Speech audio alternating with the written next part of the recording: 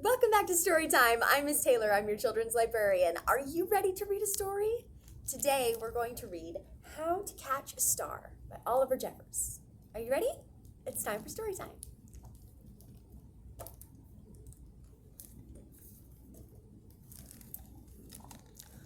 Once there was a boy,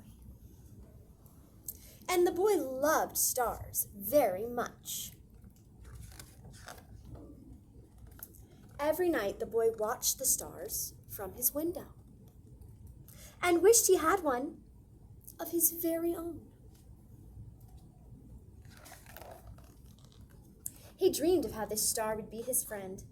They would play hide and go seek and take long walks together. The boy decided he would try to catch one. He thought that getting up early in the morning would be best, because then the star would be tired from being up in the sky all night. The next day he set out at sunrise. But he could not see a star anywhere, so he sat down and waited for one to appear. He waited, and he waited, and he ate lunch, and he waited, and after dinner, he waited some more. Finally, just before the sun was about to go away, he saw a star. The boy tried to jump up and grab it, but he could not jump high enough. So very carefully, he climbed to the top of the tallest tree he could find, but the star was still way out of reach. He thought he might lasso the star with the life preserver from his father's boat, but it was much too heavy for him to carry.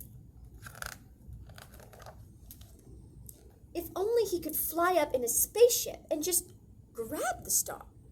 But the only spaceship he owned was made of paper, and it didn't fly well at all. Perhaps he could get a seagull to help him fly up into the sky to reach his star. But the only seagull he could find didn't want to help. The boy worried he would never catch a star. Just then, he noticed something floating in the water. It was the prettiest star he had ever seen, just a baby star. It must have fallen from the sky.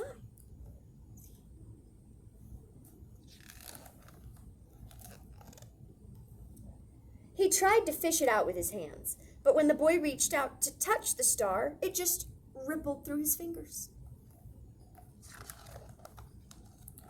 Now the boy was sad, but in his heart, the wish just wouldn't give up. Slowly, he began walking home. And that's when he saw it, washed up on the bright golden sand. The boy had caught a star of his very own. The end. Thank you so much for reading with me today. Oliver Jeffers is one of my favorite picture book authors. You can find more Oliver Jeffers books here at the Giddings Public Library. I'll see you next week for Storytime.